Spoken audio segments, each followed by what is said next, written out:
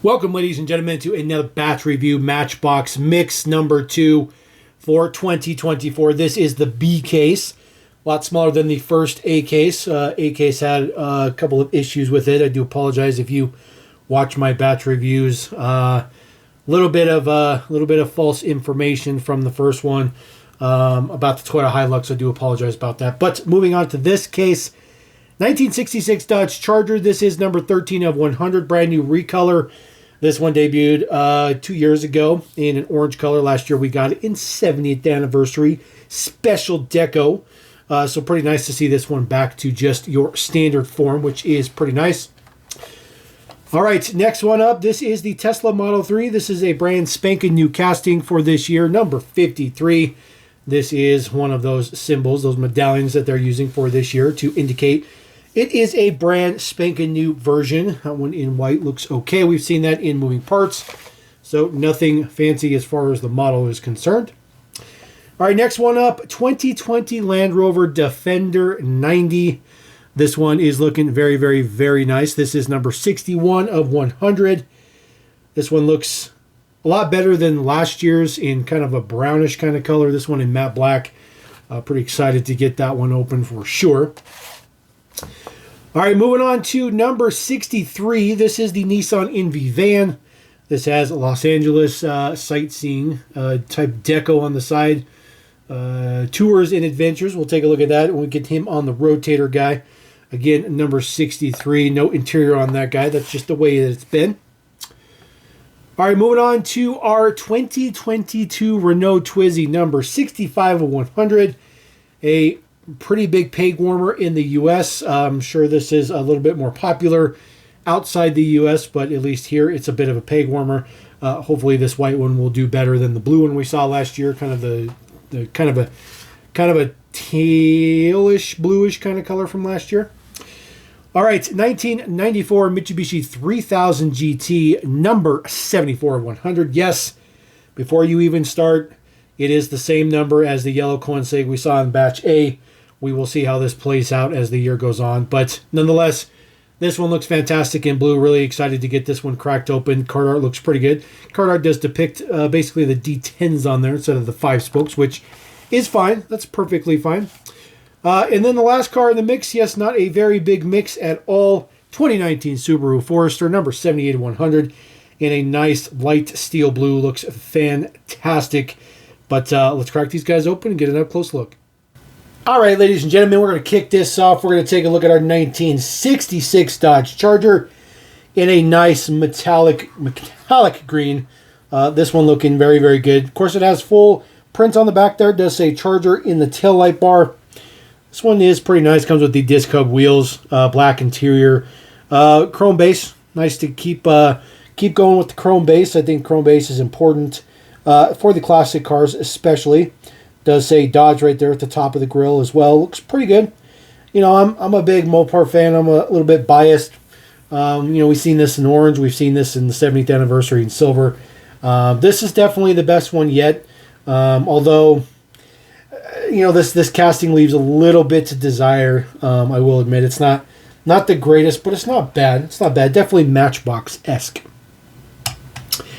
All right, moving into our only brand new casting for this mix.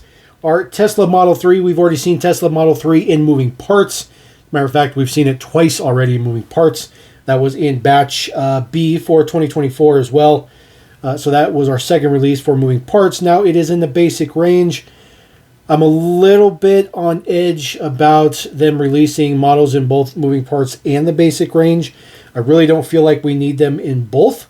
I feel like it would be much more useful, constructive to make models that could be used, not in both ranges because I know that's impossible, but basically either or. It's either make one for the opening parts or you make one for the basic range. But regardless, this guy full front and rear decos, just exactly what you'd expect. It does come with the small 6-spoke utility wheel, which is very nice. That one is also on the moving parts version as well.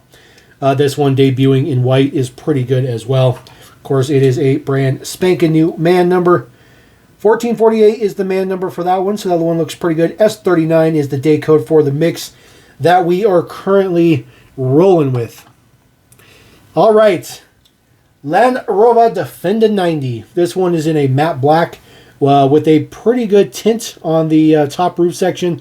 Last year, the what didn't have really much tint at all on that brown one, and you saw the interior. That's fine, but the way this model is constructed, it's you kind of have to tint it. This guy just wants to roll all over the place.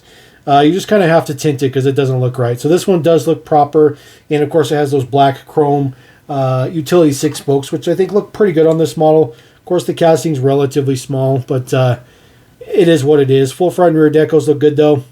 So Matchbox does a pretty good job with their Land Rovers and keeping it rolling with the nostalgia factor. All right, something that is not nostalgia factor, Nissan commercial vehicles.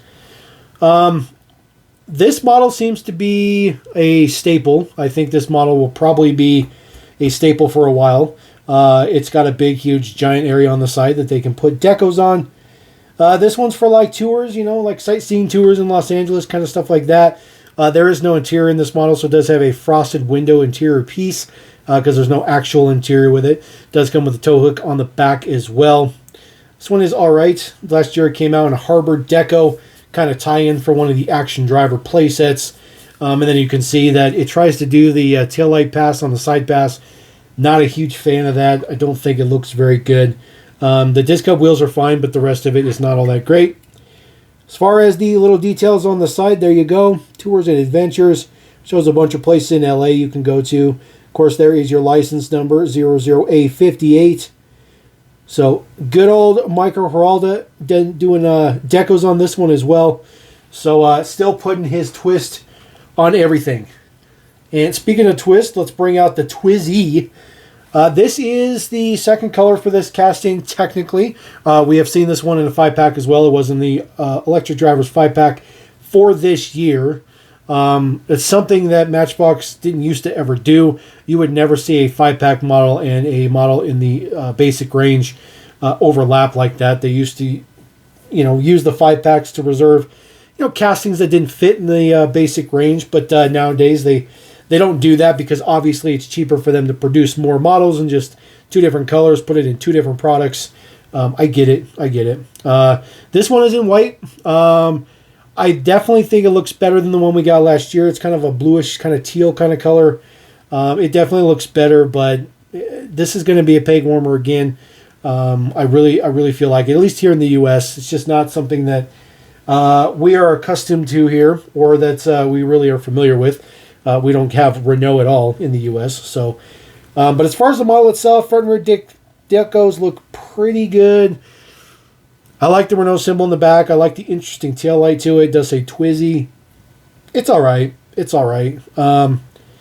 It's all right. There's not a whole lot to say about it. It's just all right. All right, moving on to the Subaru Forester, one of the better castings that Matchbox has done in a while as well. This one, polar opposite of that Twizy. This one is really, really good. They did such a good job on this Forester.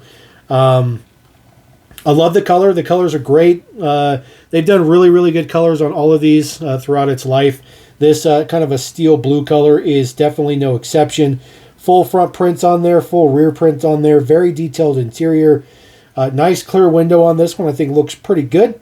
Big ugly post in the back, just part of the assembly, but that's just the way it works. But does have decals on the back. Looks pretty good. Everybody looks to be a little bit raring to go on the rotator guide today, but D10s on this one looks very, very good. I definitely like this model a lot. The Forester is definitely one of the better ones for sure. All right, rolling it up, wrapping it up with our 3000 GT, which is leaps and bounds by far the best version released to date, in my opinion. We've seen black. It debuted in black. We saw it in red. And then, of course, we saw it in premium just this year in kind of an off yellow kind of color. And this one is even better than the premium. Now, this one has full front and rear decos on it, exactly like the premium does. It has 5 spokes on it, exactly like the premium does. The only difference is the premium gets the Rail Rider 5 spokes, the new rubber 5-spoke wheel. But other than that, the details are exactly the same. And it's 5 times the price. So if you really want a good 3000 GT, this is definitely the best one released thus far. Black interior on this one. This one continues to amaze. Can't wait to see this in a silver. I think silver will absolutely knock it out of the park.